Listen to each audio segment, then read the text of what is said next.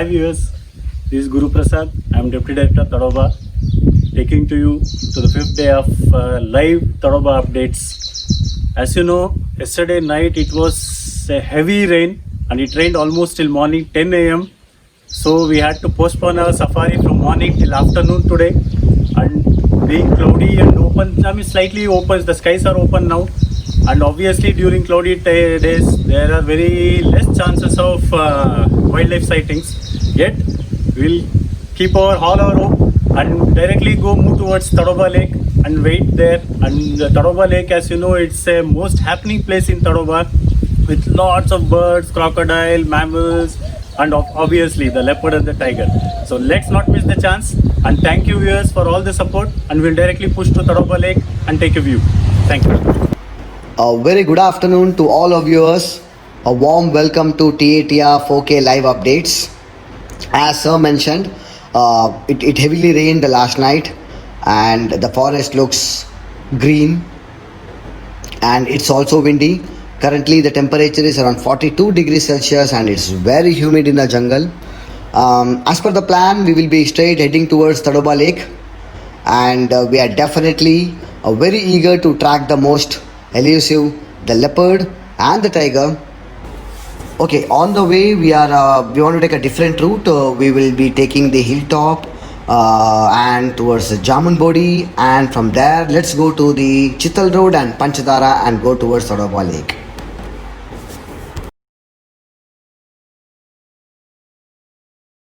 Okay, here you see a lot of water puddles made on the road. This is due to the previous evening rains, and this becomes very important, particularly in the summer months, because the animals crossing this road on the game road, they stop and drink water, and birds definitely use it to drink water and take a bath. We can see a monitor lizard there. Let's stop the car and take a closer look into that. It's a young one. So after immediate rains, you see them foraging for insects, scorpions, and sometimes amphibians. It's called as Ghorpad in Marathi. In local language, it's called as Ghorpad. They're very strong animals,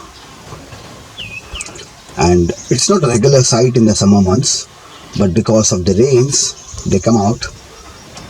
They forage on the insects and they also climb trees. They're amazing climbers. They climb trees looking for a bird's nest and definitely obviously for eggs. Okay, let's continue with the safari.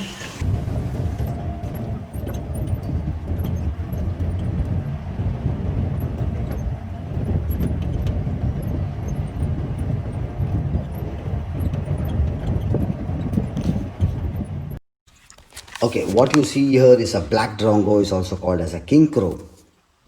They are amazing mimicking birds actually. It's been recorded that they mimic up to 22 species of birds. They majorly feed on insects and they're commonly seen in the open agriculture fields near the villages or in open grasslands. They are very aggressive birds. It's been recorded that the drongos harass the other birds of prey which are much larger in size.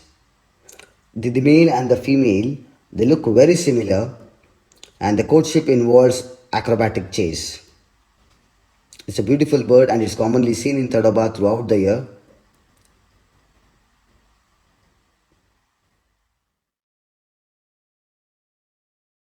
Okay, today we are taking a very different route. This is a hilltop road. This is a beautiful stretch in the jungle, and on the either sides of the road you see a lot of bamboos and you see mahua trees, the tendu trees, the crocodile bark tree or the yane trees on this road. This road straight leads to Panchadara, and between you see on the left you see the Jamunbodi, and this is one of the prime areas in the jungle, regularly patrolled by different tigers like the T12, T7.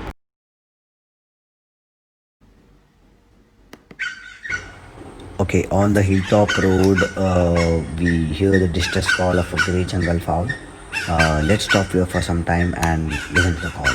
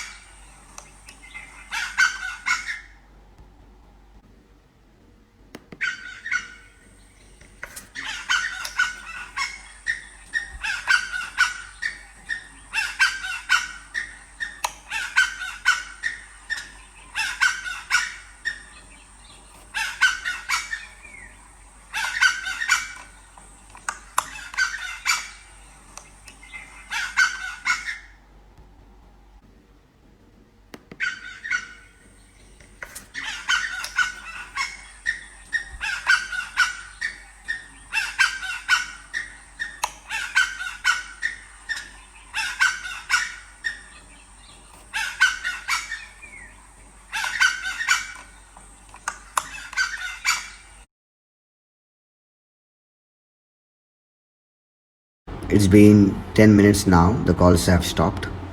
There's no predator movement. Let's go ahead and check other areas. Okay, this hilltop road is one of the highest elevated areas within the tourism zone. And as I previously mentioned, this is one of the prime areas in the jungle where tigers T12, T54, T7, T103 regularly patrol this area, and their territories overlap here. And as you see on the either sides of the road, the forest department has intentionally made trenches so that the rainwater in the monsoons flows down and it doesn't erode the topsoil on the game road, which is extremely important. And also, this area has been regularly patrolled by the melanistic leopard, which is found in Tadoba, and the tourists have several times they have seen the melanistic leopard on this road.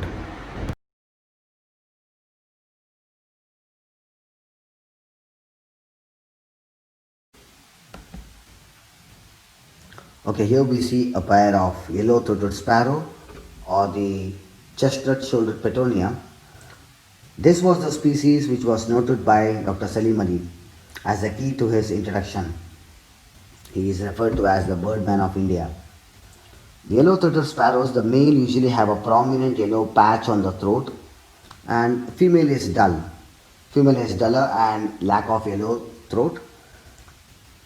We'll be going towards Jamunbodi. On the left side, we have a beautiful ghost tree. Let's stop there and look at the ghost tree once.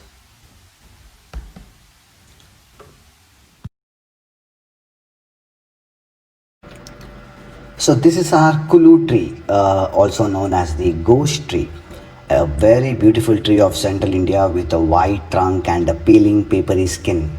It survives drought partly by going leafless, as you can see now, and lying dormant for more than half the year, making up the loss through a green chlorophyll layer that lies just under the skin of its trunk actually. And this is absolutely native to India, and this is also called as gum karaya or the ghost tree. This is a medium-sized deciduous tree with horizontally spreading branches, and it can grow maximum up to 15 meters, like so 50 feet, 50 to 60 feet. And the flowers are yellowish green in color, yellowish green in color, and these flowers are polygamous. When I say polygamous, they're having male, female, and bisexual flowers on the same tree.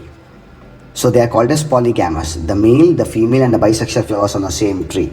And as you can take a closer look at the black branch, which is already there. So this is also called as a sacrificial branch.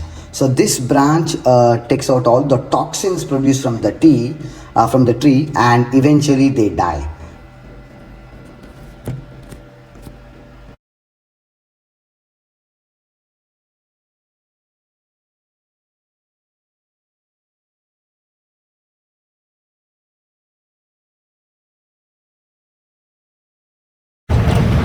Okay, this is the Jamunbodi water body. You can see that it's filled with water. from the last night rains. Let's take a closer look.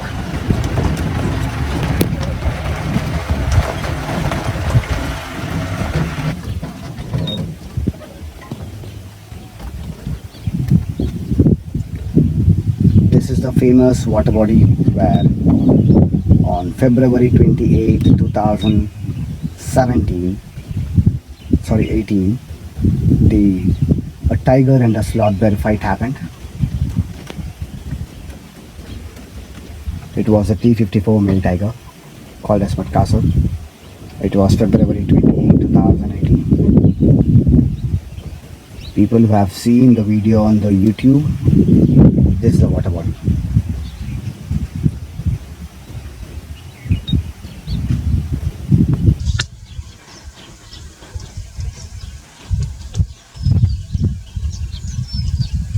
Okay, here we have the white-eyed buzzard, which is a commonly seen raptor in Tadoba. Look at its prominent white eyes.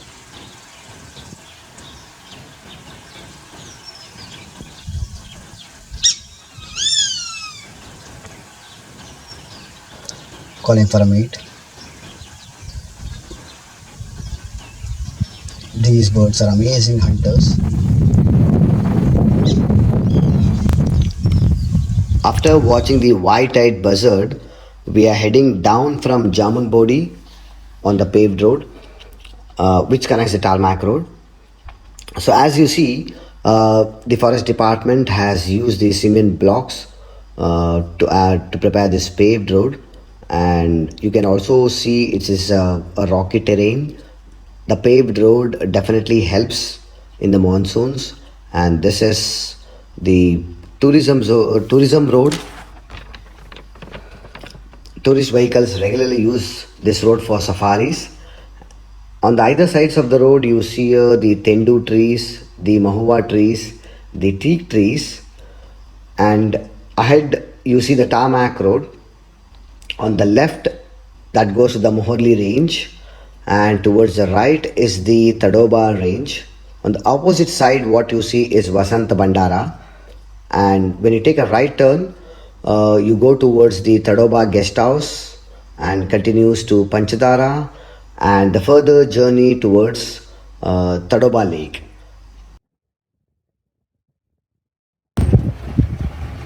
Okay, here you see the lesser golden backed woodpecker. This species is found throughout the year in Tadoba, and usually you see them in pairs. So as they make hopping movements around the branches, they often conceal themselves from potential predators. And throughout the day they are hitting their head against a tree trunk, so you'll be surprised why don't they get headaches. A woodpecker skull is like an internal bike helmet to keep its brain from getting hurt.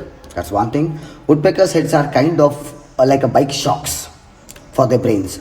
The bones in woodpecker's skull keep its brain very comfortable. As you see, by moving their beaks around more, woodpeckers minimize the brain damage in certain areas. Also, even when you observe, the beak of the woodpecker helps them. The woodpecker's upper beak is longer than its lower beak. The lower beak is also made of stronger bone to help absorb the impact. So this is Panchadara, a completely evergreen patch. This looks green throughout the year because the water from the Tadoba lake flows here. You can see this patch is completely evergreen, and this small stream running here is a perfect habitat for the brown fish owls, the grey-headed fish eagle, and sometimes you also see the serpent eagles here.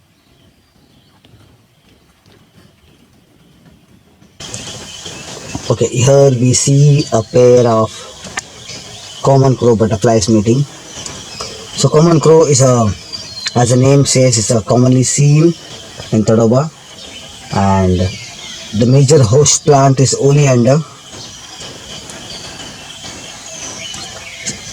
They lay eggs below the leaf, and they have 3 to 4 instars, and the pupa looks metallic, and the butterfly emerges after a week or 10 days time. A beautiful common crow butterfly.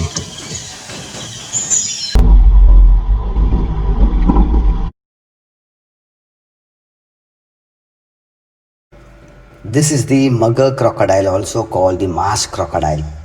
The mugger crocodile is considered as a medium-sized crocodilian actually. The mugger crocodile is a very powerful swimmer that uses its tail and hind feet to move forward, change directions, and submerge. And they have to maintain the body temperatures. The mugger crocodile majorly prey on fish, snakes, turtles, birds, and sometimes mammals like a monkey, the langoose, and the spotted deer come to drink water. The interesting part is the sex ratio of hatched eggs depends on incubation temperature and exposure of nest to sunshine. So only the females develop at constant temperature of 28 to 31 degrees Celsius, and only males develop at a temperature around 32.5 degree Celsius.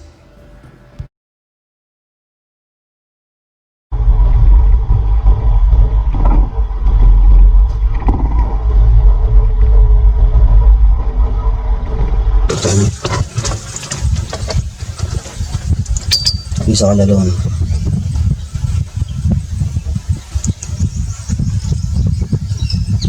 That's the drama in the nature. Probably he's lost, or the mother could be somewhere. If he is lost, it's an easy meal for the predators like wild dogs, tiger, and a leopard. Not a heavy meal though, but definitely a 10 to 15 kilos of one sitting meal for the tiger. He's cautiously looking at something. I'm not sure whether he's searching for his mother or not.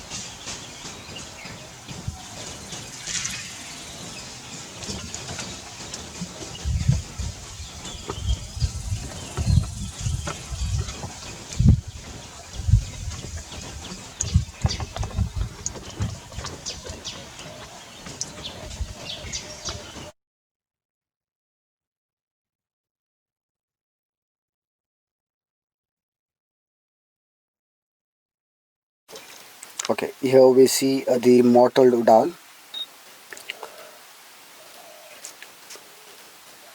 They are highly nocturnal, amazing predators. We see 6 to 7 different species of owl in Tadoba, one of which is the mottled udal. He is so well camouflaged, extremely difficult to see them during the day. This guy is cooperating. Owls have amazing sense of hearing.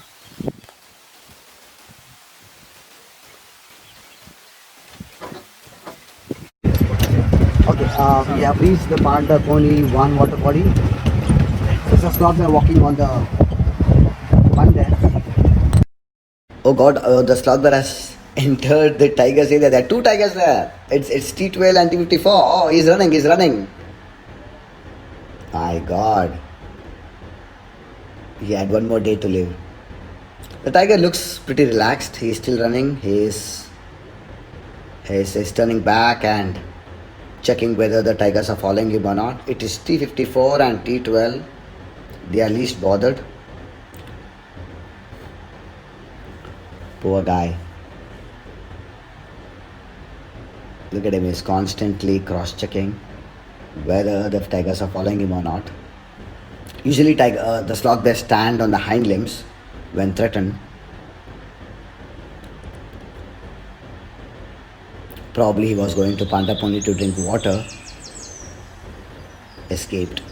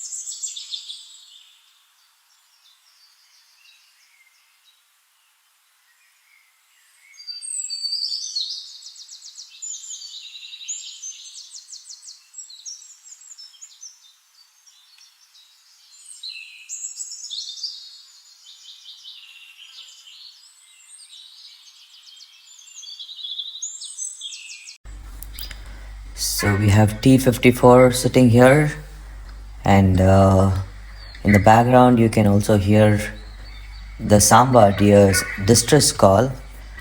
It is a very clear sign that the Samba deers have already noticed T54 sitting here. Initially he was sitting under the tamarind tree, but later he has moved a little far away from the tree and he's sitting in the shade right now. He might have sat in the water already and he has chose to sit in the shade right now, and he's enjoying the cool breeze. And as you can see here, he's just flicking his tongue, which means that he's panting. So usually tigers do pant in extreme heat because the body consists of a lot of heat and they have to remove the excess of heat from the body. So panting is one of the major ways how tigers remove the excess of heat.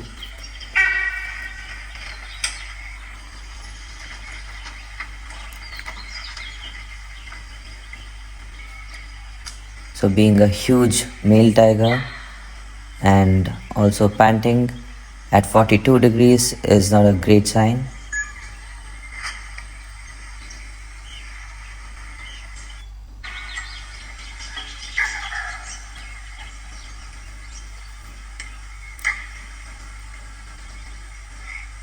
Oh, look at that. He's just getting annoyed by a few insects maybe around him. Maybe a few flies are trying to irritate him. Even after hearing so many distress calls, he doesn't look bothered. That's something surprising.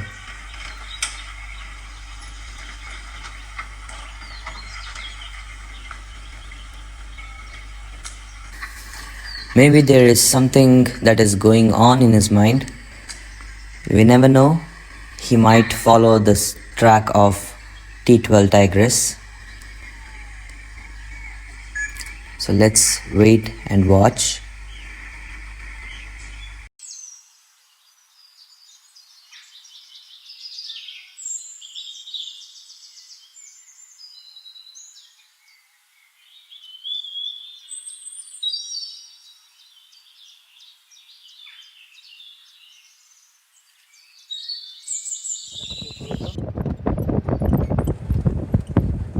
The bull god. You see? These are the largest wild cattle in the world. The males can reach up to 1.2 tons, which is 1,200 kilos. They live in herds. The herd size might vary between 15, 20 to 30. And here you can see a bull gaur drinking water at the Ainbody waterhole. They are amazing herbivores. Look at him, he's so muscular.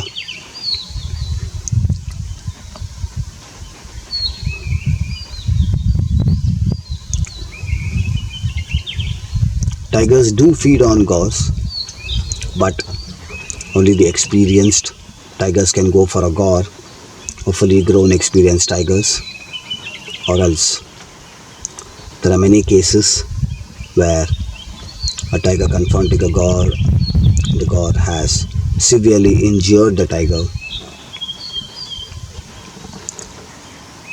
They're a very ferocious animal.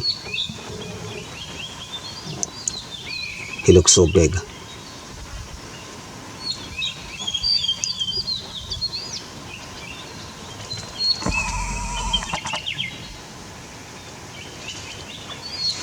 Usually the males stay away from the herd only during the breeding time.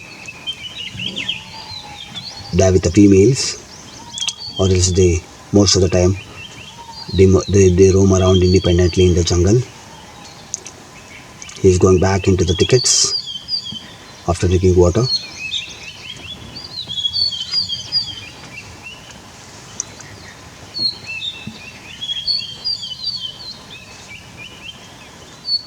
All the type of kingfisher, like the white-throated kingfisher, the small blue kingfisher, and the common kingfisher, and the white kingfisher, they usually make nest very closer to the water body and very deep inside, and generally they have the lay of clutch of 3 to 4 eggs. So let's wait and see if the parents come back again to the nest.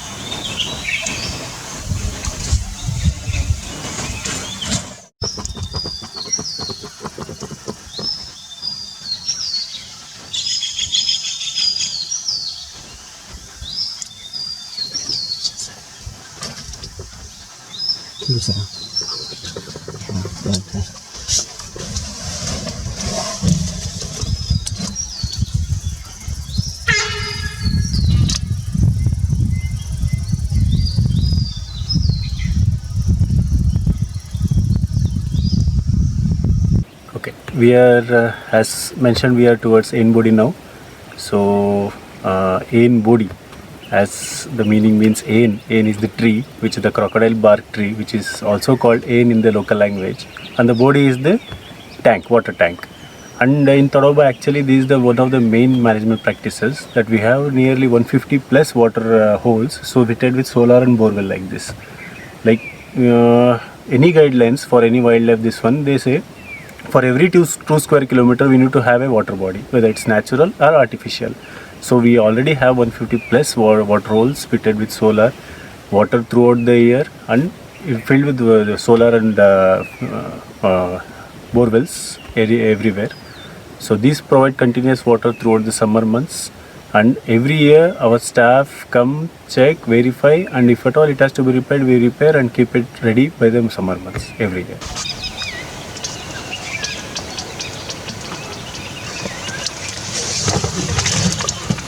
So the male tiger is also following the female. So this is T54. He's huge, around 8-9 years now.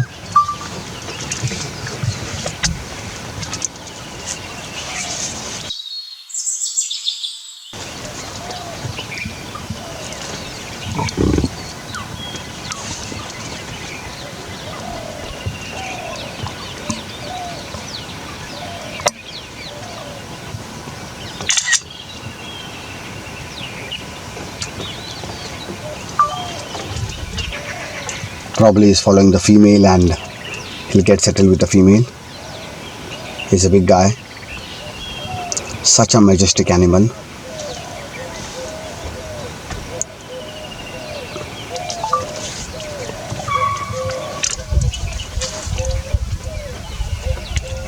spotted ears and the sambas are getting agitated.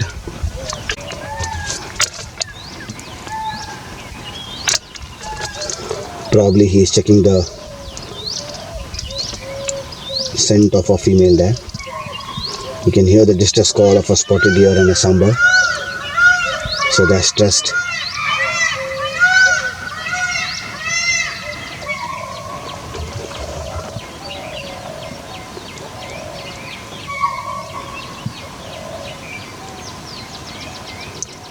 That's a spotted deer distress call.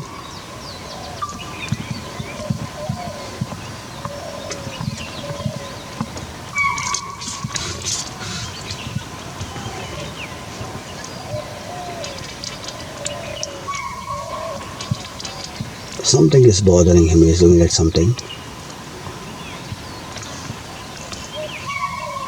What a wonderful animal to see. Pride of our nation, the national animal.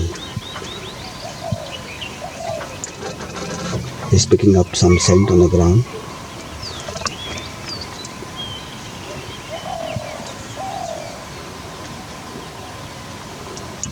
Usually tigers, when they pick up some scent, they do a phlegm response.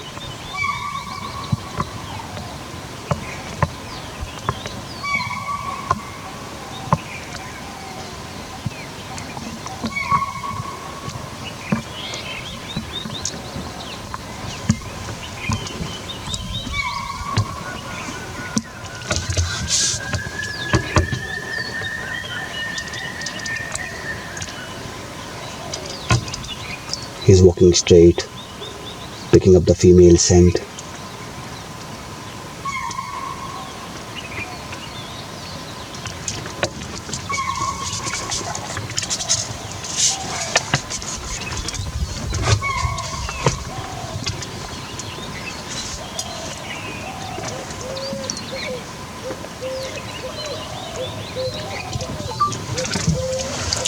Probably he might walk on the road. So let's go there and check whether he'll come on the road or not.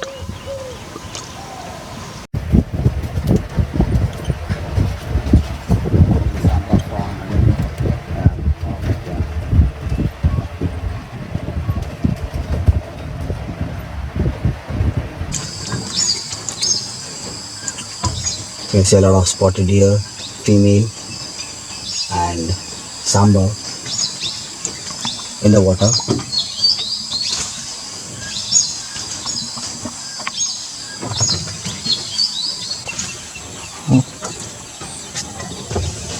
Okay, this is the red-naped ibis.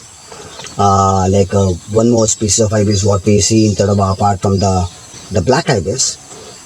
These guys majorly, were constantly picking for some worms, insects, and also under the stones, the hidden crabs or amphibians.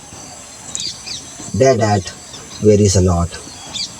Even they are found throughout the year in Tadoba. They breed in Tadoba.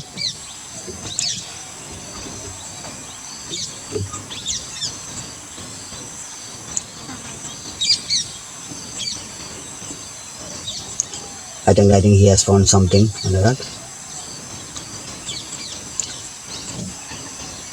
Yes, that was a worm actually, yeah.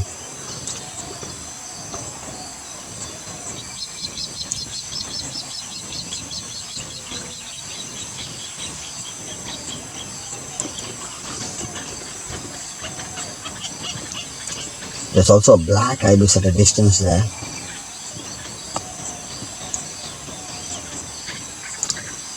These guys have long beaks.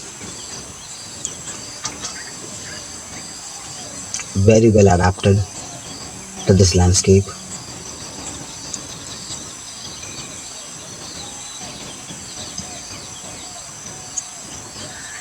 That helps them to find the food under the stones, under the logs, digging. Yeah, I think he found something again.